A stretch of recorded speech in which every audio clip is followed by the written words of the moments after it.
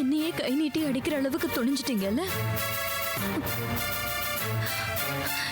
இனிமே நான் இந்த வீட்ல ஒரு நிமிஷம் கூட இருக்க மாட்டேன். சாரி விடுங்க. காமினி, சொன்னா கேளு.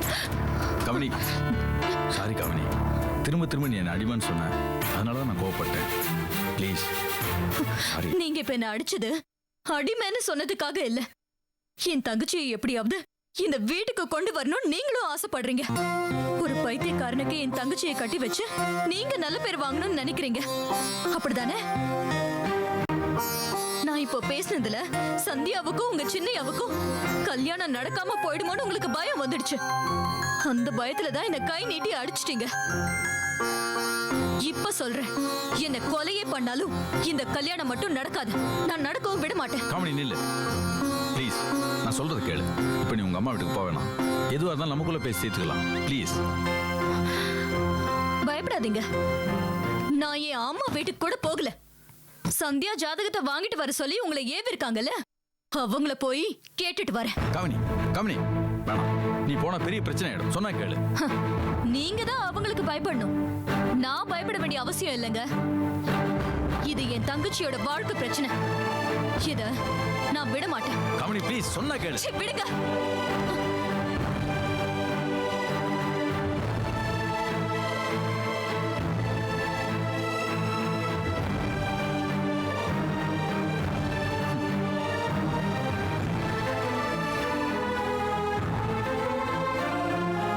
Hello sir, Motilalji. இன்னும் 3 நாளில் நான் மும்பை வந்துடுவேன். இந்த தடவை சென்னை ட்ரிப் ஃபுல் வேஸ்ட் ஆயிடுச்சு சார்.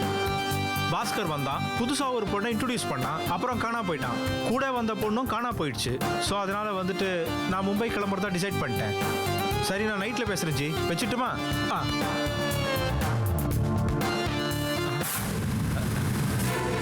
வாமா.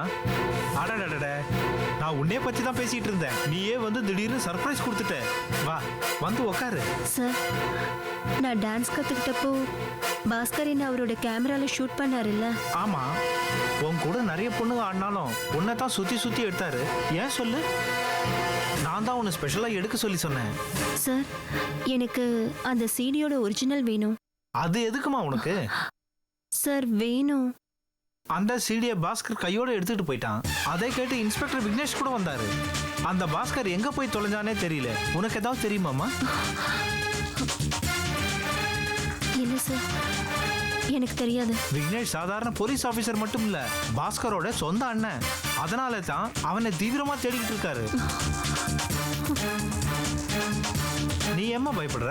பாஸ்கர் எங்க போனான்னே தெரியல. என் படத்துக்கு ஹீரோயினா உன்னை புக் பண்ணி தரேன்னு சொல்லி என்கிட்ட இருந்து 1 லட்சம் ரூபாய் வாங்கிட்டு எங்கேயோ ஓடி போயிட்டான். பாவி, எங்க போய் தொலைஞ்சானே தெரியல. சரிங்க சார், நான் கிளம்புறேன். இத பாரு, நமக்கு நடுவுல பாஸ்கர் இருந்ததுனால என்னால ஒன்றும் பேச முடியல. என் கூட மும்பை வந்துரு. 5 வருஷம், 5 வருஷம், லாங் லைஃப். நீ கோடீஸ்வரியா வாழலாம். என்ன சொல்ற? இல்லை சார், எனக்கு நடிக்கலாம் விருப்பம் இல்லை. அதனால தான் நீங்க கொடுத்த 2 லட்சம் ரூபாய் செக்கை கூட நான் பேங்க்ல போடவே இல்லை. இந்த மாதிரி அதிர்ஷ்டம் வாழ்க்கையில ஒரு தடவை தான் அந்த கதவை தட்டும். அதை மிஸ் பண்ணிடாத. எனக்கு அந்த அதிர்ஷ்டமே வேண்டாம் சார். நான் இப்படியே இருந்துக்கிறேன் சார்.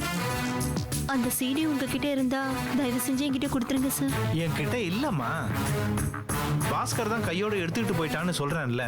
மறுபடியும் என்கிட்ட கேட்டுக்கிட்டு இருந்தா என்னமா அர்த்தம்? சரி சார், நான் வரேன். அந்த சீடியை கேட்டு எதுக்கு இவ்வளோ கெஞ்சுறா? ஏதோ விஷயம் இருக்கு. ஐயோ, இவ பேரை கூட மறந்துட்டோமே. நம்மளை தேடி இன்னொரு நாள் வராமலா போயிடுவா? அப்ப கேட்டு தெரிஞ்சுக்கிட்டா போச்சு.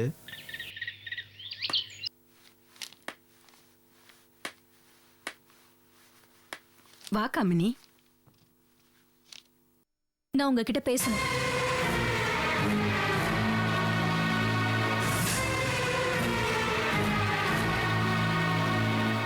சொல்லு காமினி, என்கிட்ட என்ன பேச போற? உங்களுக்கு ஒரு பொண்ணு இருந்திருந்தா கார்த்திக் மாதிரி ஒரு ஆளுக்கு கல்யாணம் பண்ணி வைப்பீங்களா? நீ இப்படி கேட்டதுல எனக்கு எந்த வருத்தமும் இல்ல. தங்கச்சி மேல பாசம் வச்சிருக்கிற எந்த அக்காவும் கேக்குற கேள்விதான் இது. அப்புறம் ஏன் சந்தியாவுக்கு உங்க பையனை கட்டி வைக்கணும்னு பாக்குறீங்க?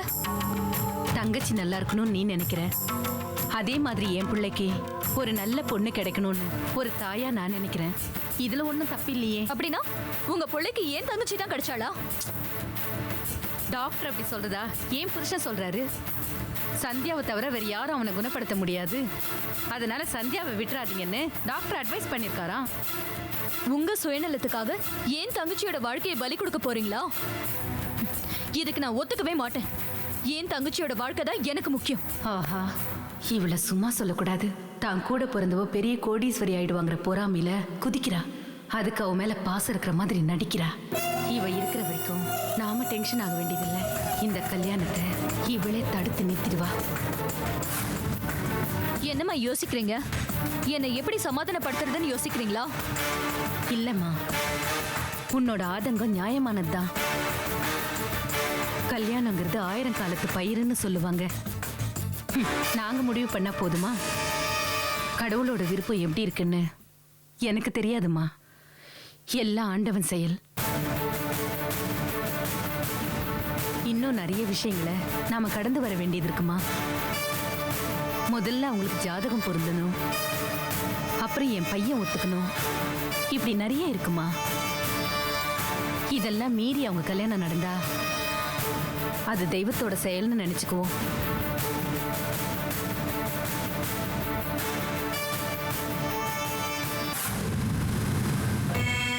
யோசிக்க ஆரம்பிச்சிட்டா.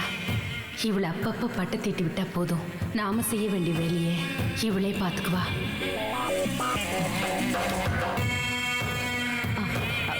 காமினி, நான் தெரியாம பேசிட்டேன், என்ன மன்னிச்சிடுங்க. நான் போயிட்டு வரேம்மா. காமினி, உன் மேல எனக்கு எந்த கோவமும் இல்லைம்மா. நீ எதையும் மனசுல வச்சுக்காத. சரிங்கம்மா, நான் போயிட்டு வரேன்.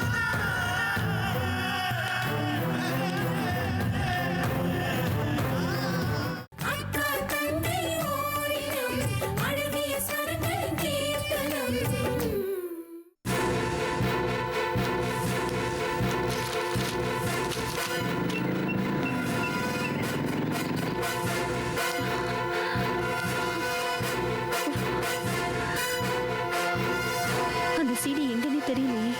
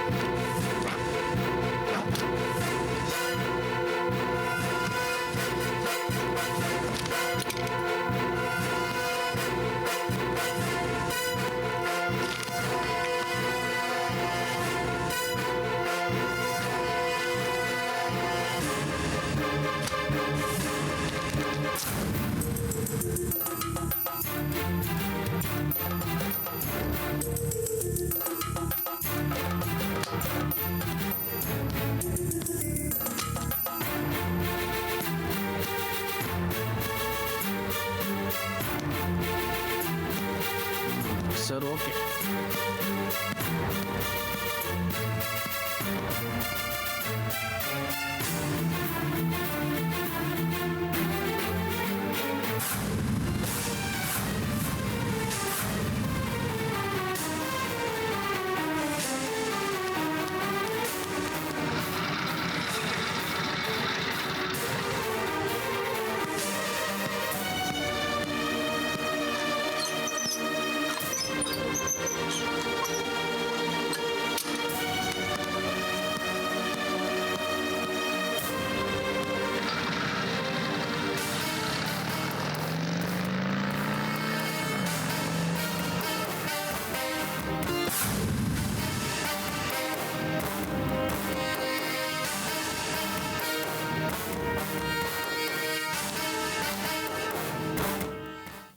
கல்யாண விஷயத்தை முடிவு பண்றது நம்ம கையில இல்லம்மா. அது சொர்க்கத்துல முடிவார விஷயம்னு பெரியவங்க சொல்லுவாங்க. இதெல்லாம் எனக்கு நம்பிக்கை இல்லம்மா. பல பேருடைய கல்யாண வாழ்க்கை நரகமா தான் இருக்கு. சொர்க்கத்துல முடிவு பண்ண வாழ்க்கை எப்படி நரகமா மாறும்? நீ எதையுமே வித்தியாசமான கண்ணோட்டத்துல தானே பாக்குற. கல்யாணங்கிறது 1000 காலத்து பயிர். ஒரு பயிர் 1000 வருஷம் இருந்தா அழுகி போயிடுமா? இதெல்லாம் அந்த காலத்து ஆளுங்க பொம்பளைங்களை அடிமைப்படுத்துறதுக்காக சொல்லிட்டு போன வார்த்தைகள். கல்லானாலும் கணவன், புல்லானாலும் புருஷன்னு பெண்களை வீட்டுக்குள்ளேயே அடக்கி வைக்க பார்த்தாங்க. இப்ப அதெல்லாம் நடக்காது. சந்தியா ஒரு பைத்தியத்தை கல்யாணம் பண்ணிக்க நான் ஒத்துக்க மாட்டேன். அவங்க சந்தியா ஜாதகத்தை வாங்கிட்டு வர சொன்னதுனால தானே நீ வந்திருக்க. அவங்க சொன்னதுக்காக எடுத்து கொண்டு போய் கொடு. நடுவுல எவ்வளவோ விஷயங்கள் இருக்குமா. அதையும் மீறி இந்த கல்யாணம் நடந்தா அது தெய்வத்தோட செயல்னு நினைச்சுக்குவோம்.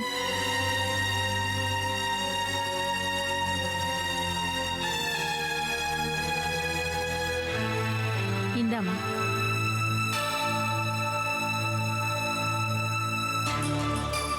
உனக்கும் சந்தியாவை வச்சு பணம் பார்க்கணும்னு ஆசை வந்துடுச்சு இல்லம்மா?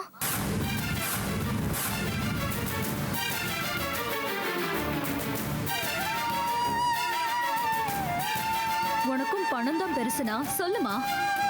அப்படி பணம் சம்பாதிக்கிறதுக்கு உலகத்துல 1000 வழி இருக்கு. அதுல ஏதாவது ஒரு வழியை தேர்ந்தெடுத்தா பணம் கொட்டுன்னு கொட்டும். நான் சொன்னது உனக்கு புரிஞ்சிருக்கும்னு நினைக்கிறேன். என்னடி சொன்ன? தள்ளுடி.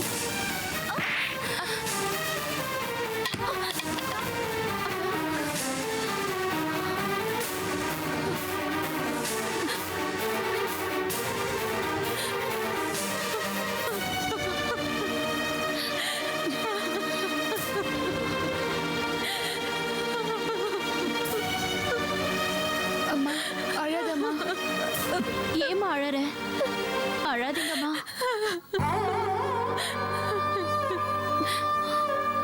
நாலு பொண்ணுங்களும் நல்லா வாழறத பார்த்துட்டு தான் கண்ணை மூடணும்னு மனசுல ஒரு வைராகியத்தை வச்சிருக்கேன்டி.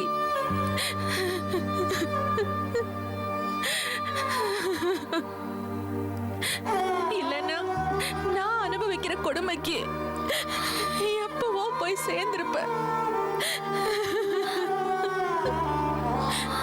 சந்தியா இத்தனை வருஷமா சம்பாதிச்சு எங்கிட்ட தான் கொண்டு வந்து கொடுத்துருக்கா.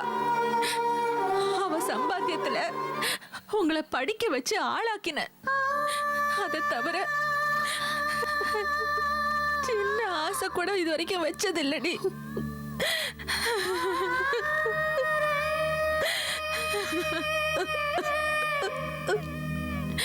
உனக்கு இப்ப உலகமும் புரியல, வாழ்க்கையும் புரியல. அதான் இப்படி வாய்க்கு வந்தபடியெல்லாம் பேசிட்டு இருக்க. உங்க அப்பாவோட ஆதரவு இல்லாம உங்க 4 பேரையும் மானத்தோட வளர்த்திருக்கேன்டி. என் நிலைமையில இருந்து யோசிச்சு பாரு. அப்ப உனக்கு புரியும்டி. நான் முழுசா தூங்கி பல வருஷம் ஆகுது. கண்ணு மூடுனா உங்களை எப்படி கரை ஏத்துவேன்ற கவலை தான் என் முன்னாடி வந்து நிக்குது. மிச்சம் இருக்கிற 3 பேரையும் கரை சேர்த்துட்டா இப்ப தூங்காததுக்கெல்லாம் ஒரேடியா சேர்த்து வச்சு மொத்தமா நிம்மதியா போயிட வேண்டி. அம்மா அம்மா அம்மா ஏமா இப்படி எல்லாம் பேசுற?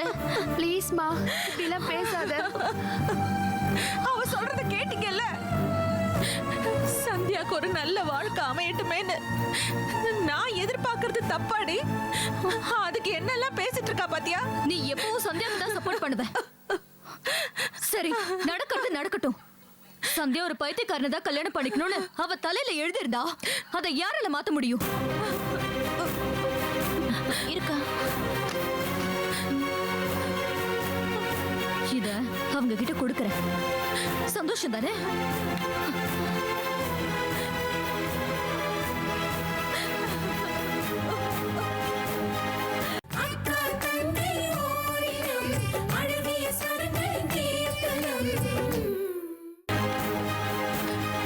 காமினி நில்லுமா. அம்மா காமினி, உள்ள நடந்ததெல்லாம் நானும் கேட்டுக்கிட்டு தான் இருந்தேன். பணம் பத்தும் செய்யுன்னு சொல்லுவாங்க. அந்த 10ல் ஒண்ணுதான் இதுவும். பெத்தவளோ மத்தவளோ எவ்வளவு இருந்தாலும் பணம் தாமா இந்த உலகம். சத்யா ஊர்லயே இல்லாம ரொம்ப சாமர்த்தியமா காய நகர்த்திக்கிட்டு இருக்கா. அதான் அவ புத்திசாலித்தனம். ஆளு ஊர்ல இல்லாமலேயே உன்னை அனுப்பி ஜாதகத்தை வாங்கிட்டு வர சொல்லிருக்கா பாத்தியா? அவ ரொம்ப ஜீனியஸ்மா. இப்ப நீ உங்க அம்மா கிட்ட பேசினிய அது எல்லாமே வேஸ்ட்.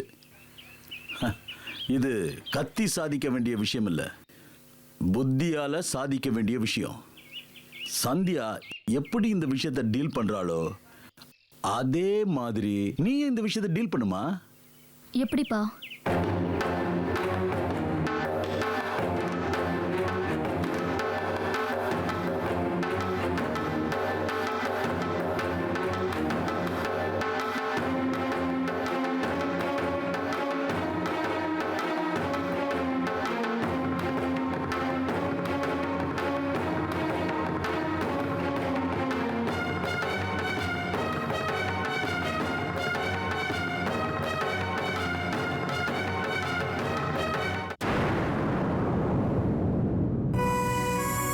என் பொண்ணு ஜாதகத்துல மாங்கல்ய தோஷம் இருக்கு.